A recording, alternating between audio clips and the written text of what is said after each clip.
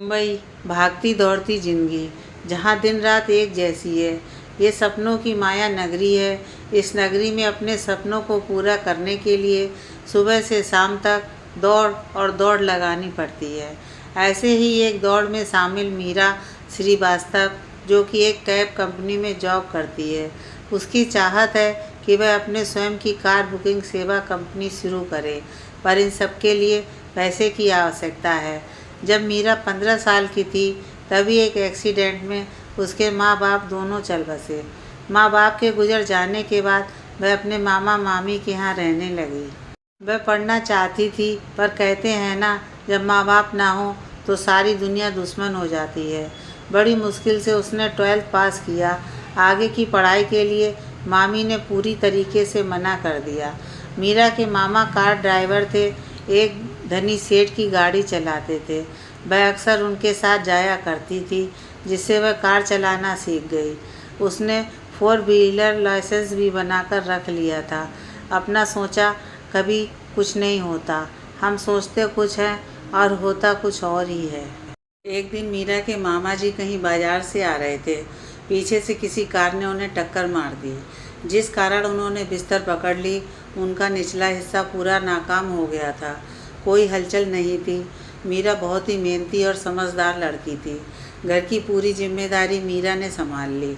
अब वो cab booking में जॉब करती थी। जब भी पगार के दिन होते, मामी अपना लाड़ प्यार जता उससे सारा हिसाब किताब करके पूरे पैसे ले लिया करती थी। मामा जी कुछ कहते भी तो मीरा रोक देती, शायद अपने को आसरा देने का कर्ज वह उतारना चाहती हो। मीरा घर का काम करके दिन रात कार चलाया करती, जिससे घर का खर्चा चल सके और अपने सपनों को भी पूरा कर सके। एक लड़की होकर कार बुकिंग में कार चलाते देख उसे कई मुसीबतों का सामना भी करना पड़ता, पर वह बहुत हिम्मत से और साहस से काम कर लिया करती थी। वह बेहतरीन तरीके से कार ड्राइव किया करती थी, इसलिए बुकिंग सेंटर के बॉस को मीरा पर बहुत विश्वास था।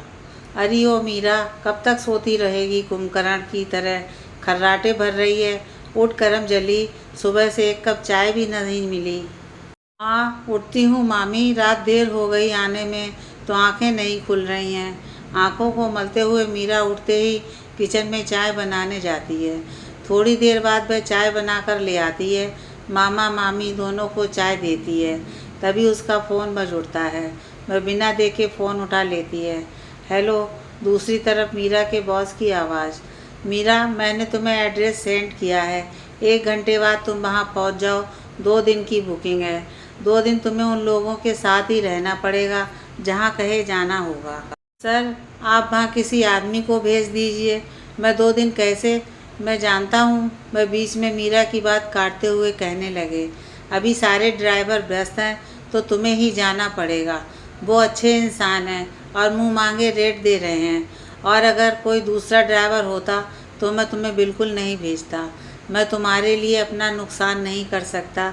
अगर मैं बुकिंग कैंसिल भी करता हूँ तो हमारी कंपनी का नाम खराब होगा। मैं अपनी कंपनी का नाम खराब नहीं कर सकता। तुम अपनी तैयारी कर लो।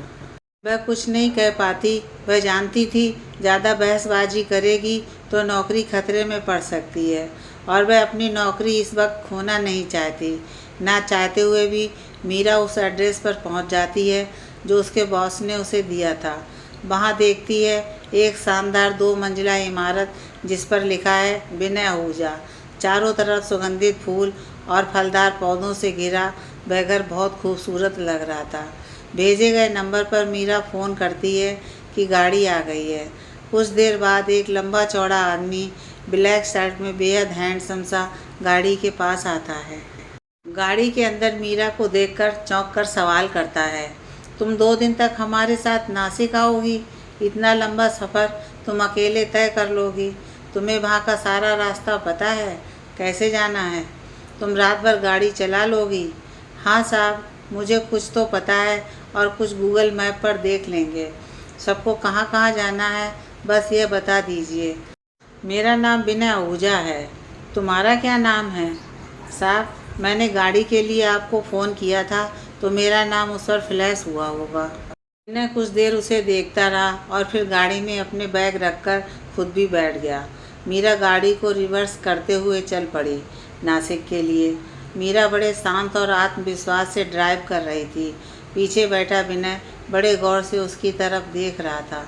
सांवले रंग में भी वह बड़ी आकर्षक और खूबसूरत लग रही थी। अपने बालों को समेटकर उसने पोनी कर रखा था। चेहरे पर कोई मेकअप नहीं, नैन नक्श ऐसे कि कोई भी उसकी तरफ आकर्षित हुए बिना रह ना पाए। विनय कुछ सोचते हुए एक नज़र अपनी फ़ोन पर डालता है, जैसे कुछ ढूंढ रहा हो। फिर बोल उठता है, मीरा। वह चौंक कर देखती है। क्या हुआ साहब? कुछ नहीं, मैंने अभी देखा तुम्हारा नाम मीरा है। जी कहकर वह अपनी ड्राइविंग पर ध्यान देती है। जी साहब, इसके अलावा भी तुम्हें बोलना आता है? तुम्हें ना बोलने की बीमारी है क्या? वह कुछ जवाब नहीं देती। मैं तो शांत नहीं रह सकता। ये 8-10 घंटे का सफ़र इतनी खामोशी से बीतेगा तो बरसों जैसे लगेंगे। कुछ बात करते हैं। मीरा फिर खामोश। तुम दुखी आत्मा हो या बोलती ही नहीं? मीरा सामने मिरर से देखती है। वह उसे ही घूर रहा था। वह फिर सामने देखने लगी। विनय, तुम्हारे घर में कौन कौन है? मीरा, सब हैं। विनय, सब मतलब पति बच्चे? मीरा, मेरी उम्र इतनी लगती है बच्चों वाली? मेरी शादी नहीं हुई है। गुड, तुम कुछ तो जवाब दी, वरना चुप होते हुए। विनय, तुम्हारे माँ बाप? मीरा, मेरे मामा मामी ही सब कुछ हैं। विनय, तुम्हारे माँ पापा नहीं हैं? मीरा, नहीं, वे बचपन में ही गुजर गए थे। विनय, तुम तो बहुत सुंदर हो, तुमने अभी तक शादी नहीं की। मीरा, कभी सोचा नहीं, वक्त नहीं मिला। विनय, हाँ हाँ, क्या जोक है, शादी के लिए भी वक्त चाहिए। तुम तो बहुत सुंदर हो, तुम्हें तो कोई एक नज़र में ही पसंद कर ले। मीरा विनय की तरफ देखती है, फिर सामने देखने लगती है। विनय, अच्छा बताओ, तुम्हें क्या पसंद है? मीरा, शांति से गाड़ी चलाना। मीरा का जवाब सुनकर विनय कुछ देर खामोश रहता है, फिर कहता है, मेरे बारे में भी तो कुछ पूछो। मीरा, जी मुझे कुछ नहीं पूछना। विनय, तुम तो बड़ी बोरिंग हो, मैं तो तुम्हारे साथ ज़्यादा देर नहीं रह सकता। मीरा ने विनय को ऐसे घूरा जैसे वह उसे कच्चा चबा जाए, फिर अगले ही पल वापस रोड पर ध्यान देने लगी। विनय की ऐसी बातों का मीरा खामोशी से जवाब देती रहती। बातों बातों में वह नासिक पहुंच जाते हैं।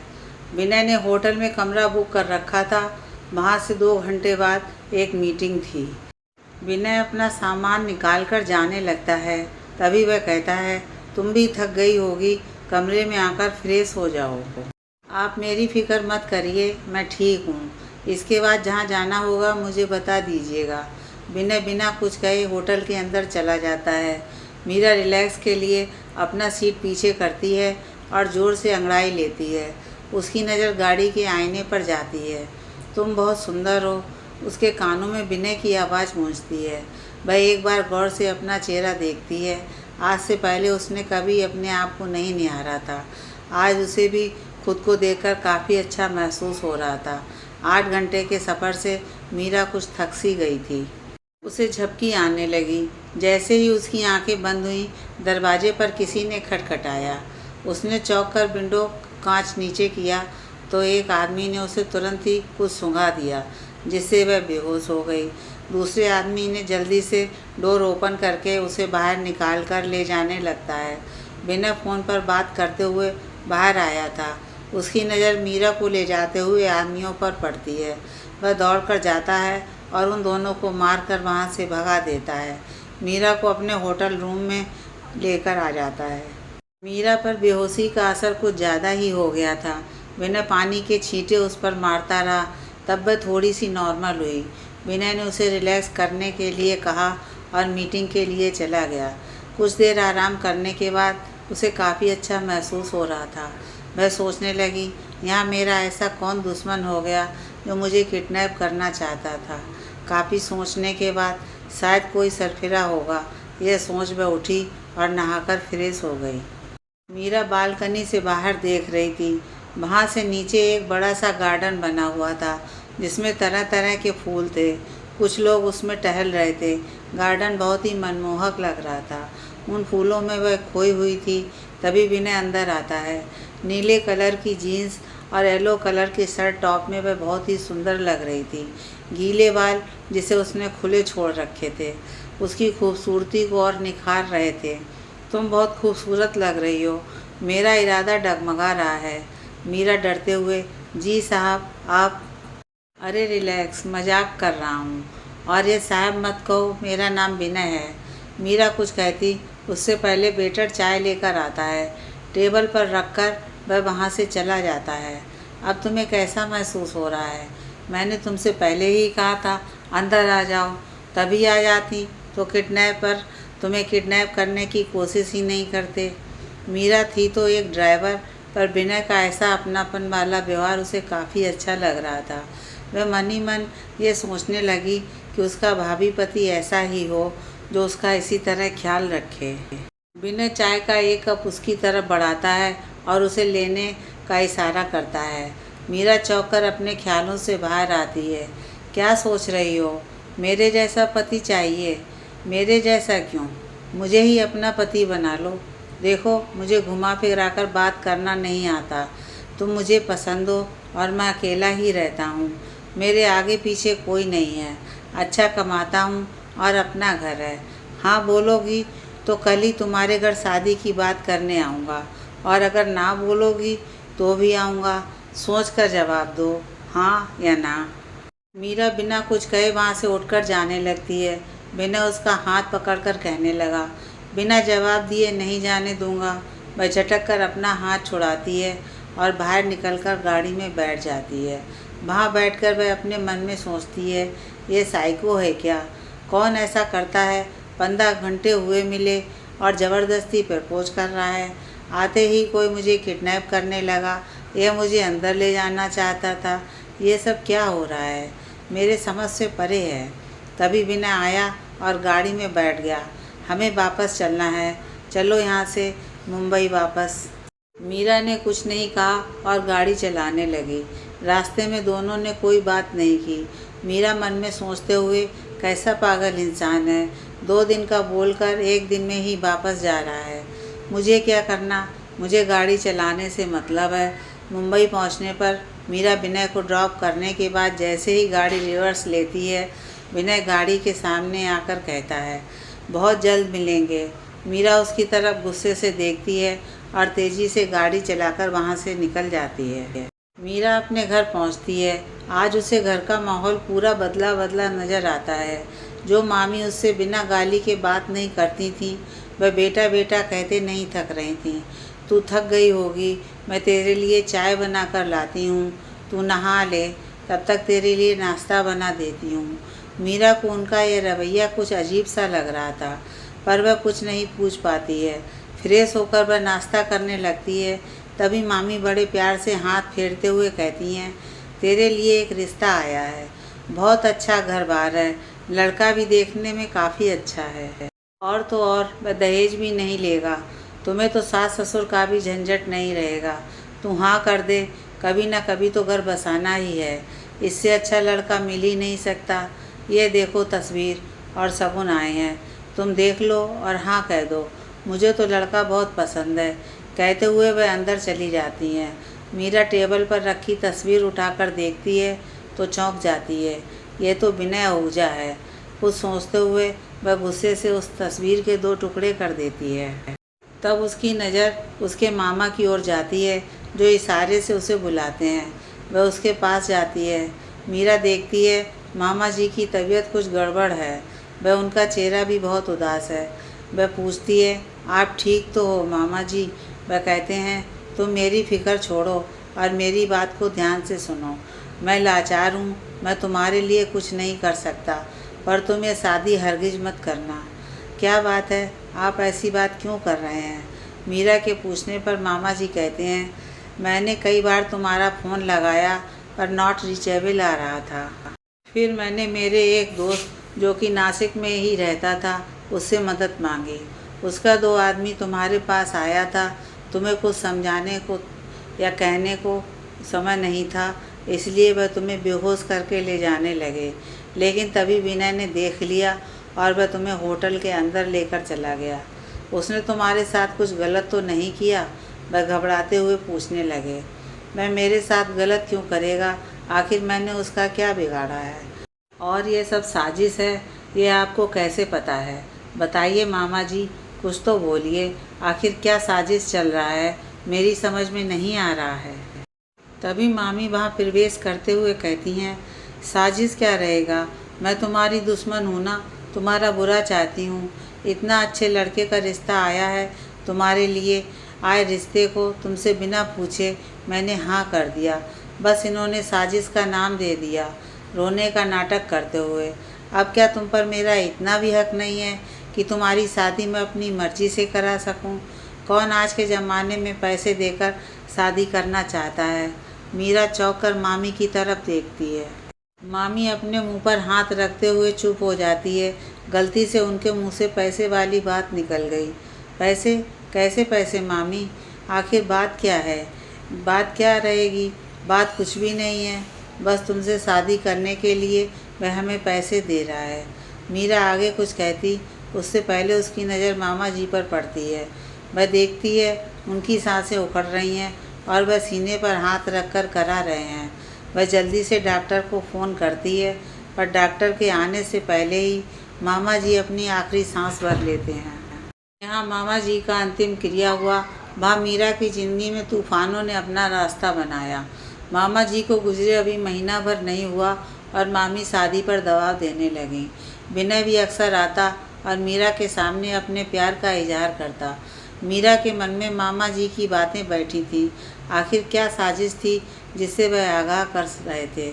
मामी सिर्फ पैसे के लिए उसकी शादी करवाना चाहती थी या कुछ और बात थी? उसकी समझ नहीं आ रहा था। इन सब बातों को सोचकर उसका सर घूम जाया करता था। एक दिन मामी मीरा के पास बैठकर उसे समझाते हुए कहने लगी, मीरा, तुम्हारा कैब वाला काम भी छूट गया है। घर में पैसे आने के सारे रास्ते बंद हैं। विनय से शादी करके तुम उसके साथ खुश रहोगी और तुमसे शादी करने के लिए वह 25 लाख रुपए देगा, जिससे हमारी ज़िंदगी भी अच्छी कट जाएगी। अगर तुम ये शादी नहीं करती तो हम दाने दाने को मोहताज हो जाएंगे। ले देकर सिर्फ ये एक घर बचा है, यह भी बिक जाएगा तो हमारे सर पर छत भी नहीं रहेगी। हम रास्ते पर आ जाएंगे। दर दर की ठोकरें खाने के लिए हम लाचार हो जाएंगे। तुम ये शादी कर लो जिससे हमें ऐसे दिन ना देखने पड़े। इतनी बड़ी रकम वह क्यों देना चाहता है? आखिर उसके दिमाग में चल क्या रहा है? मीरा के मन मस्तिष्क में यह सवाल गूंज रहा था।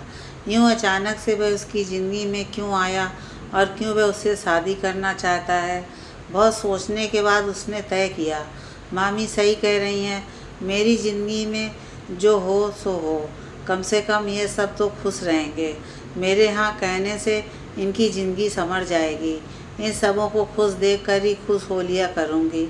यह सोच उसने शादी के लिए हाँ कर दी। विनय और मीरा की शादी हो गई। उसकी दुल्हन बन वो उसके साथ आ गई। विनय ने मीरा को बहुत प्यार दिया। वह उसके छोटी छोटी बातों का ध्यान रखता, मीरा की हर इच्छा को पूरी करता।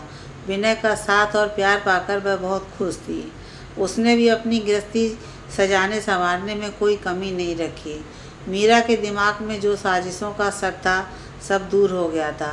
मीरा अक्सर सोचती कि वो कितनी खुश नसीब है जो विनय उसकी ज़िंदगी में आया। इतना प्यार मिला, उस प्यार के तले वह अपने पुराने सारे दर्द भूल गई। विनय तो उसे इतना प्यार करता था कि उससे जुड़े लोगों को भी वह तकलीफ़ में नहीं देख सकता था।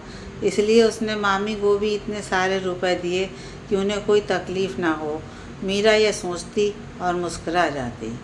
एक साल बाद बहदबाज मीरा दौरे चली जा रही थी। किस दिशा में जाना है, कहाँ तक भागना है, उसे कुछ खबर नहीं थी। वह बेसुध अपनी रफ्तार से दौड़े जा रही थी। तभी हॉर्न बजाकर उसे हटने का इशारा करती एक कार उसके सामने आई और वह उससे टकराकर गिर पड़ी। उसे काफ़ी चोट आई। गाड़ी में सवार शख्स ने जब ये देखा तो वह घबरा गया। फौरन अपनी गाड़ी से निकलकर बाहर आया।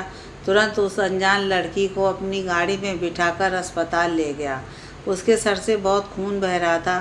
डॉक्टरों ने फौरन ही उसका इलाज शुरू कर दिया। कुछ देर बाद एक नर्स बाहर आई। नर्स, पेशेंट की हालत बहुत नाजुक है, उसका ऑपरेशन करना पड़ेगा। आप उसके पति हैं? वह कुछ जवाब नहीं देता। नर्स फिर कहती है, आपको पेपर साइन करने पड़ेंगे, वह प्रेग्नेंट है। अगर आपने ज़्यादा वक्त लिया तो उसका मिसकैरेज भी हो सकता है। ये उसकी और उसके होने वाले बच्चे की जान पर बन सकती है। वह बहस नहीं करना चाहता था, फ़ौरन पेपर लेकर साइन कर दिया। लगभग 4 घंटे बाद नर्स आकर बताती है, अब कोई खतरा नहीं है, दोनों ठीक हैं, सुबह तक होश में आ जाएंगे। उसे कुछ राहत मिली। वह एक बार मीरा को देख कर आता है और नर्स से कहता है, आप लोग इसका ध्यान रखना, मैं घर जाकर सुबह तक आ जाऊंगा। यह मेरा नंबर रखो, कुछ प्रॉब्लम हो तो मुझे कॉल करना। यह कहकर वह वहाँ से चला जाता है। अगले दिन जब वह अस्पताल पहुँचा तो मीरा उसे कहीं नज़र नहीं आई। उसने नर्स से पूछा कि वह लड़की कहाँ गई। उसे भी नहीं पता चला कि कब उसे होश आया और कब वह वहाँ से निकलकर कहीं चली गई। नर्स कहती है, अभी 20 मिनट पहले ही मैं इस कमरे में आई थी, तब तक तो वह यहीं थी, जाने अब कहाँ चली गई। वह अस्पताल से निकलकर बाहर आसपास उसे ढूंढता है। कुछ देर बाद उसे वह लड़की गार्डन में एक पेड़ के पास बैठकर रोते हुए दिखती है। वह उसके पास जाकर अपनी रुमाल देते हुए कहता है, अपने आंसुओं को पोंछ लो, जो कुछ भी तुम्हारे साथ हुआ है भूलने की कोशिश करो। खुद की ना सही पर अपने होने वाले बच्चे की फ़िक्र करो। तुम जैसी लड़कियां गलती करने से पहले नहीं सोचती, बाद में जब कुछ गलत हो जाता है तो रोना धोना और अपने जीवन को ख़त्म करने पर उतारू हो जाती हैं। सब कुछ भूल कर आगे बढ़ने की कोशिश करो। ये कहकर वह जाने लगता है। तभी मीरा चीख उठती है, मुझ जैसे से क्या मतलब, मुझ जैसे को तुम जैसे ने ही बनाया है, कहकर वो ज़ोर ज़ोर से रोने लगती है। मीरा को इस तरह रोते देख वह कहता है, मेरा नाम मोहन बजाज है, मैं बैंक में कार्यरत हूँ और एक NGO से भी जुड़ा हूँ। तुम चाहो तो मुझसे अपने दर्द बांट सकती हो, तुम्हें कुछ राहत मिलेगी और हो सकता है मैं तुम्हारी कुछ सहायता कर सकूँ। मीरा रोते रोते वहीं बैठ जाती है, उसके मुंह से कुछ नहीं निकल पाता। मोहन उसके आंसू पोंछते हुए पूछता है, तुम्हें प्यार के नाम पर धोखा मिला है या कुछ और बात है। मीरा अपने आंसुओं को पोंछते हुए कहती है, प्यार में धोखा तो बर्दाश्त कर लेती, पर प्यार के नाम पर अपना बनाने वाले अपनों की बलि चढ़ा दी, वो बर्दाश्त नहीं हो रहा। क्या थी और क्या बनकर रह गई। मोहन मीरा को सांत्वना देते हुए कहता है, हिम्मत रखो, खुद को संभालो, मुझे कहो तुम्हारे साथ क्या हुआ है। कुछ देर की खामोशी के बाद वो कहती है, मैं मीरा एक कैब कंपनी में जॉब करती थी। घर से ज़्यादा वक्त सड़कों पर ही बिताती थी ताकि जिन्होंने मुझे आसरा दिया है उन्हें कोई तकलीफ़ ना हो। एक दिन पैसेंजर को ड्रॉप करके घर जा रही थी। रास्ते में देखी एक लड़का किसी लड़की को ज़बरदस्ती गाड़ी में बिठा रहा था। मैंने अपनी गाड़ी उन दोनों के बीच से निकाली, गाड़ी को खड़ा करके पुलिस को कॉल की और गाड़ी से उतरकर उस लड़की की सहायता करने लगी। मेरी इस हरकत पर उस आदमी को बहुत गुस्सा आया। उसने हम दोनों लड़कियों पर हाथ उठाया। हमने भी उसका डटकर सामना किया। कुछ ही देर में पुलिस आई और उसे गिरफ्तार कर ली। उस लड़की जिसका नाम नेहा था, उसने बयान दिया कि वह आदमी एक सेक्स रैकेट चलाता था। ज़बरदस्ती वह लड़कियों को किडनैप करके उन्हें इस काम में धकेला करता था। उसके बयान पर पुलिस ने तहकीकात की और सब सही पाया। दूसरे दिन अखबार में, सोशल मीडिया में, सब जगह ये खबर आग की तरह फैल गई। बदनामी के डर से उस आदमी ने जेल में ही आत्महत्या कर ली। कुछ दिनों बाद नेहा एक कार एक्सीडेंट में मारी गई। वह लड़का जिसने सुसाइड कर लिया था, उसके छोटे भाई विनय को लगा मेरी वजह से उसके भाई ने सुसाइड कर लिया है और पुलिस इसे अलग रूप दे रही है। वह अपने भाई से बहुत प्यार करता था। मुझे तो लगता है नेहा के एक्सीडेंट से मौत के जिम्मेदार भी वही होंगे और उसके बाद उन्होंने मुझे बर्बाद करने की ठानी। मेरी मामी के साथ मिलकर मेरे साथ प्यार की साजिश की। मामा जी को मामी और विनय पर शक हुआ क्योंकि वह मामी को बहुत सारे पैसे दे रहे थे। वह मुझे आगाह करना चाह रहे थे। उससे पहले ही उनकी मौत हो गई। शादी के 3 महीने तक विनय बहुत अच्छा पति बना रहा। उसके बाद धीरे धीरे अपना रंग दिखाना शुरू कर दिया। यह भी अपने भाई के नक्शे कदम पर चलने वाला ही था। मासूम लड़कियों को प्यार के नाम पर फंसाकर उन्हें देह व्यापार में धकेला जाता था। उसने मुझे भी बेहोशी की दवाई देकर इस काम में धकेल दिया। मामी को दिए पैसे उसने मेरे शरीर को बेचकर वसूल किए। वहाँ से मैं निकलने का प्रयास करती रही, पर रोज़ मुझे इंजेक्शन दिया जाता जिससे मैं मदहोश हो जाती। मेरी हालत देखकर वह ज़ोर ज़ोर से हंस पड़ता था और कहता, मेरा भाई एक बार में मरा, पर तुम्हें रोज़ मरता देखकर मुझे बहुत सुकून मिलता है। उस दिन मेरी हालत पर वह ज़ोर से हंसे जा रहा था और मेरे मन में नफ़रत उबाल ले रही थी। जाने मुझे कहाँ से हिम्मत आ गई, मैंने उसका सर दीवार की तरफ धकेल दिया। कोने में रखे लोहे की रॉड से उसके सर पर वार कर दी। उसके सर से खून बहने लगा। मैं वहाँ से भाग निकली। वहाँ से भागते भागते यहाँ तक आ गई। अब कहाँ जाऊँ? मरने के अलावा कोई रास्ता ही नहीं है। कहते कहते उसकी आंखों से आंसुओं का सैलाब बह निकला। तुम क्यों मरोगी? तुमने तो हिम्मत से काम लिया है। अब खुद को मजबूत बनाओ। हर अंधेरे के बाद सवेरा आता है। तुमने अपना अंधेरा बिता लिया है, अब उजाले की ओर कदम बढ़ाओ। मोहन ने मीरा की झुकी नज़र को ऊपर उठाया और दोस्त बनकर दोस्ती का हाथ उसकी ओर बढ़ाया। मोहन के बड़े हाथ का सहारा पाकर मीरा एक बार फिर पूरी लगन और मेहनत पर उतारू हो गई। उसने बैंक से लोन लिया और खुद की कैब बुकिंग सेवा शुरू कर दी। उसके यहाँ उन औरतों को भी प्रशिक्षण दिया जाने लगा जो खुद के दम पर कुछ करना चाहती थीं। मीरा मोहन मिलकर बहुतों को सहारा देते हैं। कुछ ही दिनों में मीरा सबकी चहेती बन गई। एक दिन अचानक विनय मीरा के सामने आता है। उसे जिंदा देखकर वह डर जाती है। विनय अपने किए की माफ़ी मांगते हुए कहता है, मुझे माफ़ कर दो मीरा, बदले की भावना ने मुझे अंधा कर दिया था। सही और गलत समझने का विवेक ही नहीं रहा। तुम्हारे जाने के बाद मुझे मेरी गलती का एहसास हुआ। मैंने तुम्हारी तलाश की, पर तुम मुझे कहीं नहीं मिली।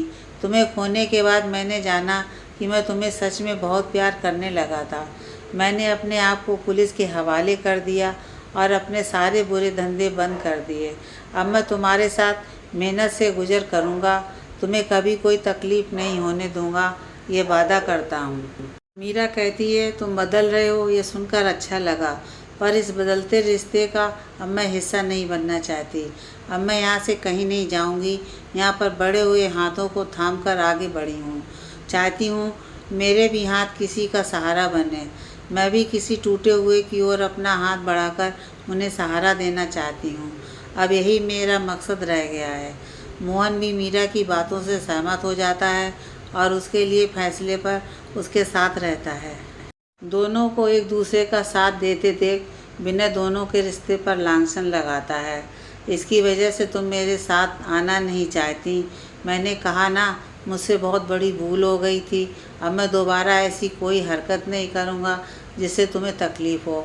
मोहन जवाब देता है, हम ना ही प्यार करते हैं, ना ही किसी रिश्ते में बंधना चाहते हैं। एक दोस्त और सहायक के रूप में हम सदा साथ रहना चाहते हैं। ज़रूरी नहीं है मीरा मोहन प्यार के रिश्ते में ही बंधे हों। दोस्ती का रिश्ता भी बहुत ऊंचा होता है। मीरा कहती है, दोनों रूप मर्द के हैं। विनय, तुमने मुझे वेश्या बना डाला और मोहन ने उसे देवी के रूप में निखार दिया। अब मैं कहीं नहीं जा रही हूँ। यहीं रहकर इन सब की सेवा और सहायता करूँगी। तुम्हें तुम्हारे किए का पछतावा हो रहा है, यह जानकर मैं खुश हूँ कि मैं जिससे प्यार किया वह सही राह पर है। मैं यहाँ खुश हूँ, तुम अपने में खुश रहो।